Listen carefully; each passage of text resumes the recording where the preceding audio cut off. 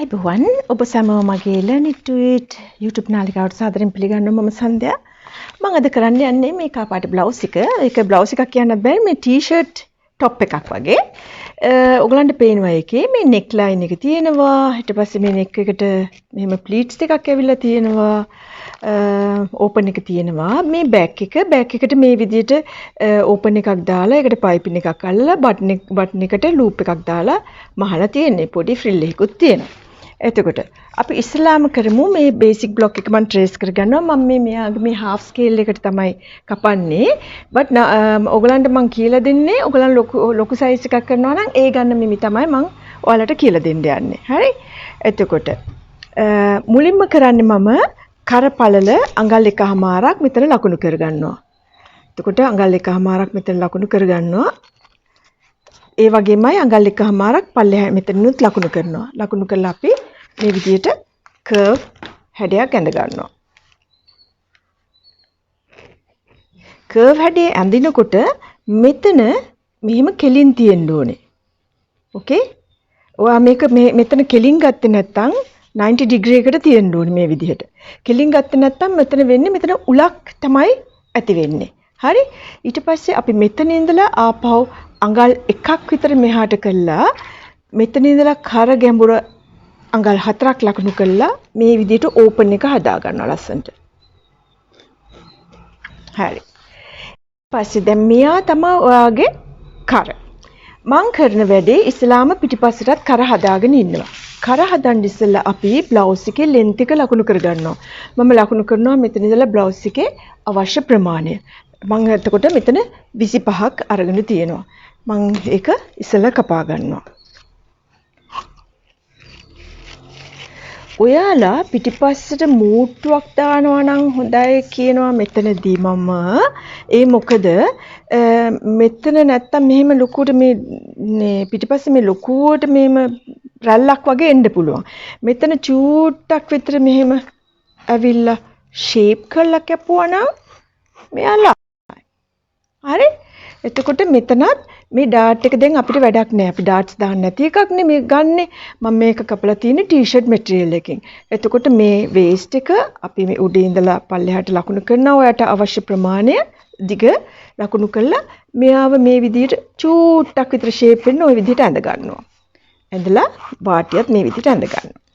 ඊට පස්සේ අපි කරේ ඉස්සරහා ලකුණු කරා වගේම කරේ පළල ලකුණු කරනවා. අපිට මෙහෙම කරගන්න එක ලේසි.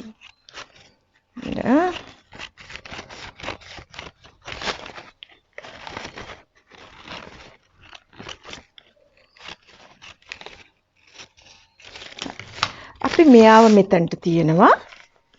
තියලා ඉවර වෙලා ඒ ප්‍රමාණය අපි මෙයාගේ ලකුණු කරගන්නවා. හරි? ලකුණු කරගෙන ඉවර වෙලා කරෙත් අපි මේ ප්‍රමාණයම ලස්සන්ට අඟල් එකමාර ප්‍රමාණයම අපි ලකුණු කරගන්නවා. එතකොට අපිට කර චූට්ටක් මෙතන ඩීප් වෙලා තියෙන්නේ. මෙතනට අපි ඕපන් එක තියාගන්නවා අඟල් 4ක් විතර. මෙයාව නැම්මට කපන්නත් පුළුවන්. නැම්මට කපනවා නම් අපිට මේක කරන්න බැහැනේ. නැම්මට කපනවා නම් අපිට කෙලින්ම මෙහෙම ගන්න පුළුවන්. මූට්ටුවක් දානවා නම් තමයි මෙහෙම පොඩ්ඩක් ෂේප් එකට ගන්න පුළුවන්. හරි? එතකොට අපි ඒ කපපු එකෙනුත් අලුත් කරෙන් කපලා ඉවත් කරනවා. මම මෙතන මැහුම් වාසි තියාගෙනම ඉවත් කරනවා. හරි? එතකොට ඔයාලා නැම්මට කපලා මහනකොට මෙතන ඉඳලා මෙතනට කපලා ඉවරලා පයිපින් එකක් අල්ලලා පයිපින් එක අල්ලන් ඉස්සලා මෙතනට ලූප් එකක් දාගෙන ඉන්න අනිත් පැත්තෙන් බටන් එක එන විදිහට. හරි? දැන් අපි මෙයාට රැලි හදා ගන්න විදිය බලමු. මේ තමයි ඔයාලගේ බස් පොයින්ට් එක. අපි මේ ඩාට්ස් දෙක අතෑරලා නිකම්ම මෙහෙම ප්ලීට් එකට කට් කරලා මේ ඉවර වෙලා ඒකට අපි ඇඩ් කරගන්නවා නම් මේ ප්ලීට්ස් වලට එන ප්‍රමාණය මෙයා එතකොට නිකන් බෙඩ් ජැකට් එකක් වගේ ලොකුයි. අපි මේ ඩාට්ස් වලින් ඒක හදා ගන්නවා නම් මෙයා ලස්සනට ඔයාලට ඇඟේ ෆෝම් එකට එන විදිහට හරි ගස්ස ගන්න පුළුවන්. ඒ හින්දා මම ඒ විදිහට හරි ගස්සනවා. දැන් මම ඉස්සලාම මෙයාව පොඩ්ඩක් අඟල් භාගයක් විතර ඉඳ තියාගෙන මෙයාව කපලා එළියට ගන්නවා.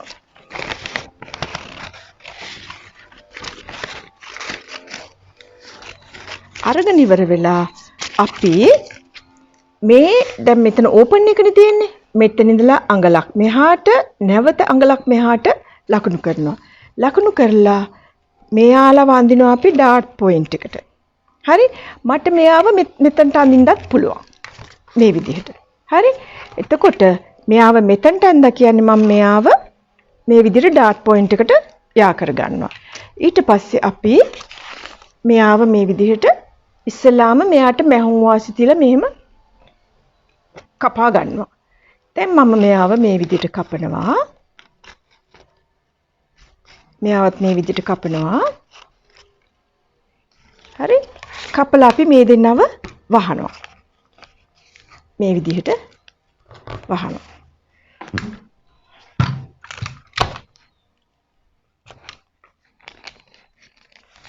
දැන් අපිට නිකම්ම ඉඩ ඇවිල්ලා තින්නේ මේ ප්ලීට්ස් වලට.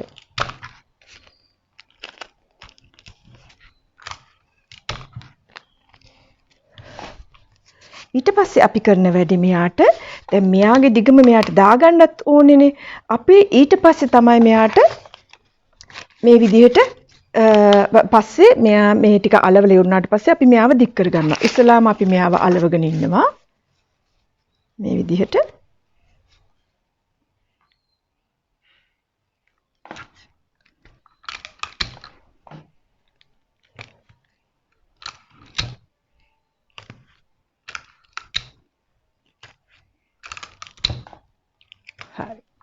මේ විදිහට අලගෙන ඉන්නවා. ඊට පස්සේ අපි කරන වැඩේ මෙයාව මේ ප්ලීට්ස් එන ප්‍රමාණය ලකුණු කරගන්නවා. දැන් ඔයාලට පේනවා මෙහෙම මෙතන ඒ කියන්නේ මේ එක ප්ලීට් එකක් පොඩි එක ප්ලීට් එකක් ලොකුයි. මේ ඩාට් එකේ හැටියට තමයි. ඔයාලට මේ ප්ලීට් එක සමානව හරි ගස්ස ගන්න ඕන නම් ඔයාලා මෙතන ඉඳලා මෙතනට මනිනවා කොච්චරක් තියනවද කියලා. ඒකේ මැද හොයාගෙන ওই විදිහට අපි ඒ කියන්නේ ඒක හරියට බෙදා ගන්නවා මේ ප්ලීට් වලට. කියන්නේ මැද හොයාගෙන ඉවලා දැන් මෙතන 3ක් කියමුකෝ එකමාරක් විතර. හරි? එතකොට අපි මේ විදිහට ওই විදිහට හදා ගන්නවා ප්ලීට් එක. කියන්නේ සමානව බෙදලා යන්න. ඔයාලට අර විදිහට කරන්නත් පුළුවන්. නමුත් අර ප්ලීට් එක සමානව බෙදලා යන්න හදාගත්තාම ලස්සනයි. මෙතන ලකුණු කරනවා මේ මෙන්න මේ ප්‍රමාණය ලකුණු කරගන්නවා. මේ විදිහට මේ ප්ලීට් එක සමානව බෙදලා යන්න හරි ගස්ස ගන්න පුළුවන්. එතකොට අපි මේ විදිහට ප්ලීට් එකක් නමනකොට ඔයගලන්ට විවිධ ක්‍රම වලට ප්ලීට් එක නමන්න පුළුවන්. ඔයාලට මේ ප්ලීට් එක උඩට හිටින්න මේ විදිහට ගන්නත් පුළුවන්. මේ ඔයාලා ප්ලීට් එක නමන විදිහට තමයි මේ ඩිසයින් එක හදාගන්න පුළුවන්.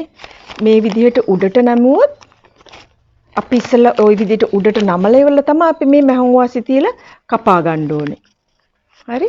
එතකොට හැබැයි ප්ලීට් දෙකේ මේ පරතරය එක සමාන වෙන්න ඕනේ. හරි? මෙයා මේ ප්ලීට් එකයි මේ ප්ලීට් එකයි. අපි ප්ලීට් එක අනිත් විදිහට නමනවා නම් මේ විදිහට නමනවා නම් ඒකෙත් අර සමාන විදිහට නමා ගත්තාම ලේසි. පින්ස් ටික මෙහෙම නමන්නත් පුළුවන් ප්ලීට්ස්. හරි? දැන් මගේ ඩිසයින් එකේ තියෙන හැටි තියෙන විදිහට තියෙන්නේ මෙන්න මේ වගේ. හරි? හරි. ඊට පස්සේ අපි මෙයාට තමයි මැහුම් වාසි තියාගන්නේ.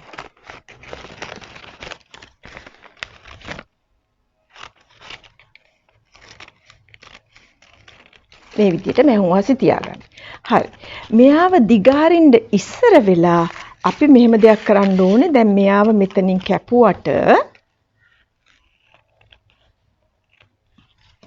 මෙයාව මෙහෙම කැපුවට ඩිසයින් එකේ තියෙන්නේ මෙන්න මෙහෙම.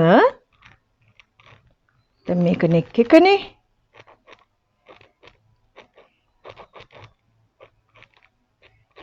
හරි. ඩිසයින් එකේ තියෙන්නේ මේ හරිය පයිපින් එක තියෙනවා. ඒ කියන්නේ මෙතන ඕපන් එක තියෙනවා. මේ හරිය පයිපින් එක දිගටම යනවා. මෙහෙම දිගටම කරට යනවා. නමුත් මෙතන ඕපන් එකක් තියෙන්නේ. ඒ හින්දා අපි වේලාසනින් මෙයාව මහන්න කලින් මෙතන දැන් මේ කෙලින් රේඛාව තියෙනවානේ මේ විදිහට මේ. හරි? මේ අපි කපන්න ඉස්සලා තිබුණ ප්‍රමාණය අපි මෙයාගේ මේ කර මැනගෙන ඉන්න ඕනේ. හරි? නැත්තම් ওই පයිපින් එක කොච්චරක් ගන්නවද කියලා දන්නේ නැහැනේ. එතකොට ඒක වැඩි වෙන්න පුළුවන්, අඩු වෙන්න පුළුවන්. එහෙම වුණොත් එහෙම මෙතන බොක්කක් හැදෙනවා පයිපින් එකේ. පයිපින් එක ගානට තියෙන්න ඕන නම් අපි මෙයා කපන්න ඉස්සර වෙලා මේ කර මැනගෙන හිටියානම් ලේසි. ෆ්‍රන්ට් එකේ එතකොට මේ බෑක් එකේ මේ අලුත් කරයි. එතකොට ඒකට හදාගන්න පුළුවන් අපේ පයිපින් එක කොච්චරක් ඒ ගානට හදලා තමයි මේ කරට අල්ලන්න ඕනේ. හරි. ඊට පස්සේ අපි මොකද කරන්නේ? දැන් මෙයාගේ දිගට මෙයාව ඕනේනේ. අපි ඉස්සලාම චෙක් කරලා බලනවා මෙයාගේ කොච්චරක් තියෙනවද කියලා සයිඩ් සීම් එක. හරි. ඒ සයිඩ් සීම් එක අපි මෙයාට දාගන්න ඕනේ දිග. කොලයක් අලවලා මේ විදිහට කොලයක් අලවලා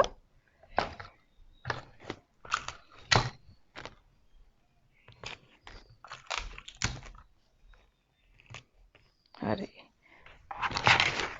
මේ ලයින් එක දික් කරලා අපි දැන් බ්ලවුස් එකේ දිග මම කියවනේ මේක 25ක් තියෙනවා කියලා. එතකොට මෙතන ඉනේ ඉඳලා පල්ලෙහාට උකුලේ උස ලකුණු කරලා ඒ උකුලේ පළල මෙතන තියෙන්න ඕනේ. ඊට වඩා අඩු වෙන්න බෑ. නැත්නම් හිරවීමක් ඇති වෙනවනේ.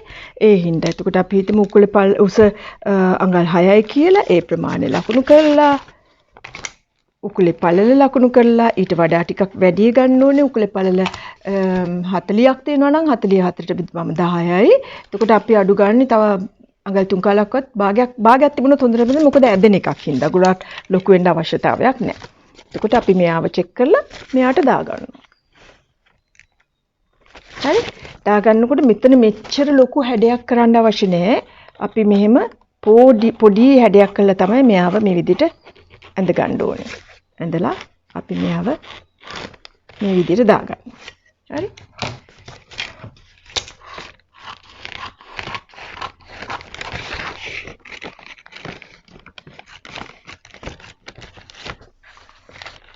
මේ පොඩි ඉක්මනට මහ ගන්න පුළුවන් ලස්සන බ්ලවුස් එකක්.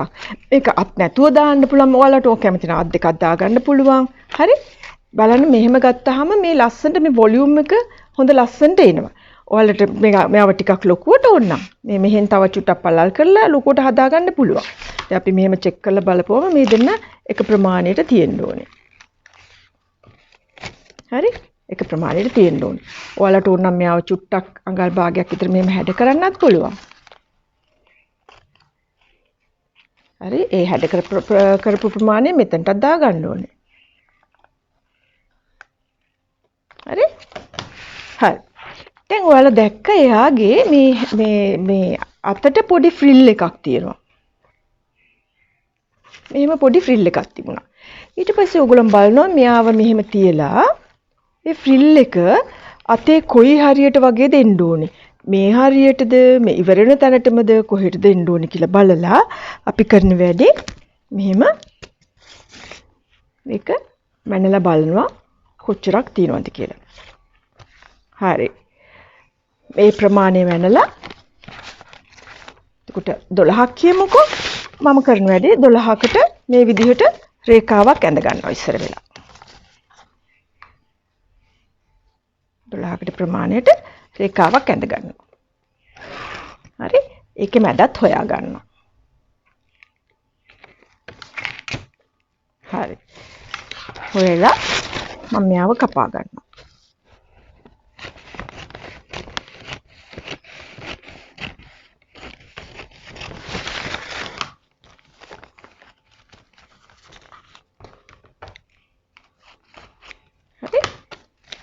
කපලා ඉවරලා ඔයාලට මේ ෆ්‍රිල් එකේ හැඩය කොහොමද එන්න ඕනේ කියන එක ඔයගලන් තීරණය කරන්න පුළුවන්.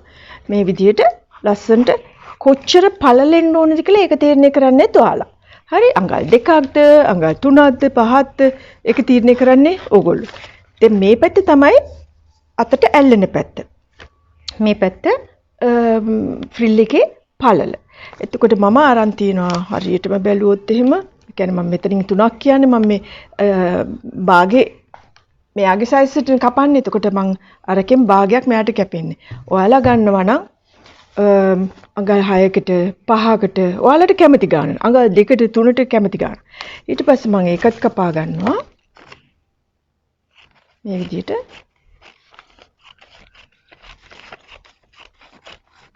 හරි. දැන් මම මොනවද කරන්නේ? මෙයාව මේ විදිහට කොටස් වලට වෙන් වෙන්නේ නැති වෙන්න වෙන් කර ගන්නවා.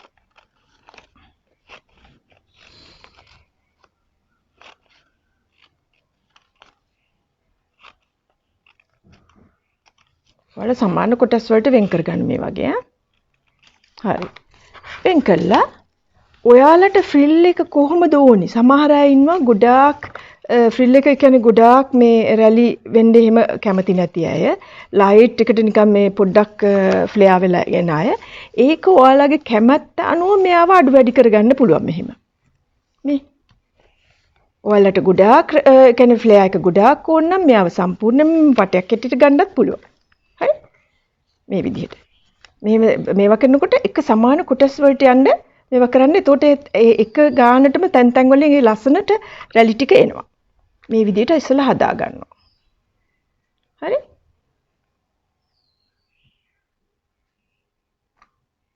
ඔයාලට කැමති පරතරය ගන්න. අරගෙන ඉවරලා මම මෙයාව මෙහෙමම තියද්දි අලෝ අලෝ ඉන්නේ නැහැ. මෙයාව මෙහෙමම තියද්දි මේ විදිහට වටේ ඇඳ ගන්නවා.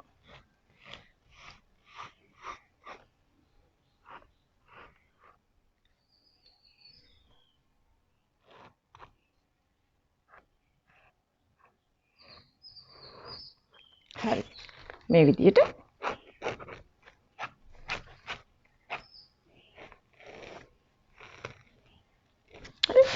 ඔයාට හිතෙනවා නම් මේ ෆ්‍රිල් එකේ කියන්නේ පළල වැඩි කියලා ඔයාට මේ පළල අඩු කරගන්න පුළුවන්. මෙන්න මේ විදිහට. ඔයාට මේ ෆ්‍රිල් එක ඩබල් දානවා නම් ඒ කියන්නේ මෙතන ඉඳලා හරියටම මේ ලොකු ෆ්‍රිල් එකේ ඉඳලා හරියටම අඟල මේ විදිහට ලකුණු කරලා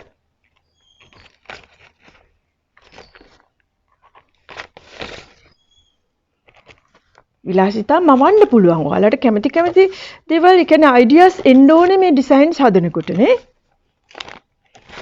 මේ විදිහට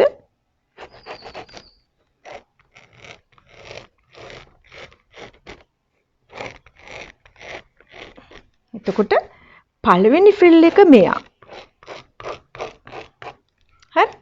දෙවෙනි ෆ්‍රිල් එක මුළු ප්‍රමාණයම. කියන්නේ මෙන්න මෙයා.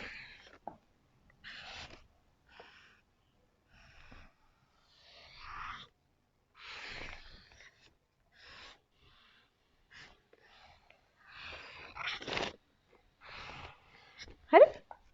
මෙයා පළවෙනි ෆ්‍රිල් එක. මෙයා දෙවෙනි ෆ්‍රිල් එක. එහෙම කරන්නත් පුළුවන් ඔයාලට ඕන නම්.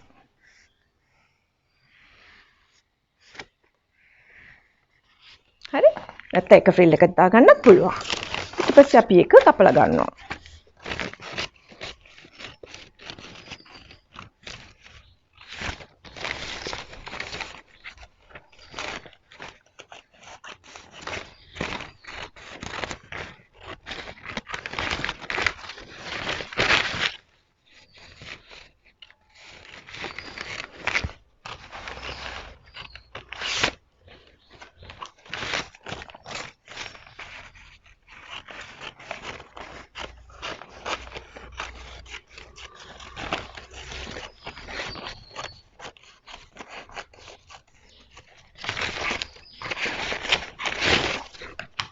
මම කරන වැඩේ මෙයාව ආපහු අඳිනවා.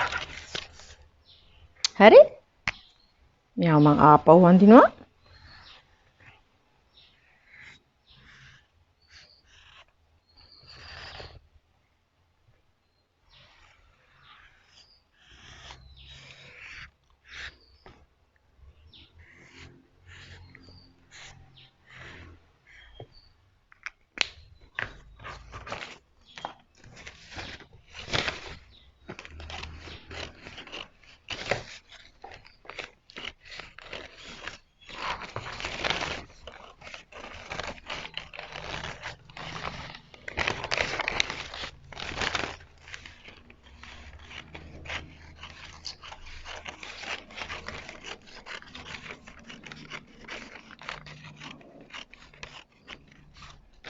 මෙයා පළවෙනි ෆ්‍රිල් එක, මෙයාව දෙවෙනි එක.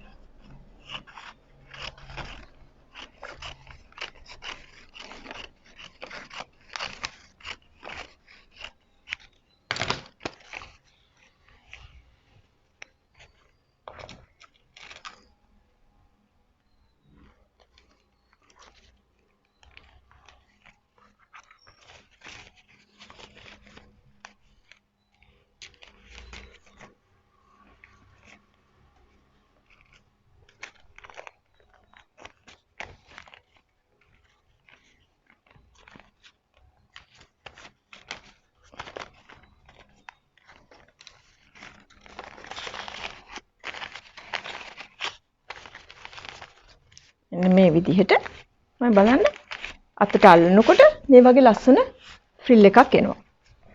ඔයාලට පේනවා. හරි? එතකොට අපි මෙයාව තියලා බැලුවොත්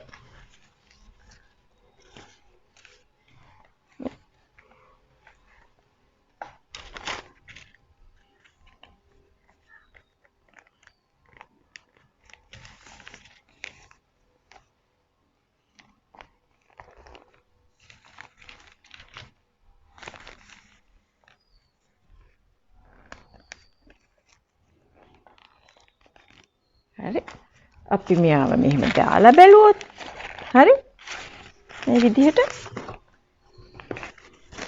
විදිහට ෆ්‍රිල් එක මෙයාට මේ විදිහට එනවා මේ ඩබල් ෆ්‍රිල් එකක් මේ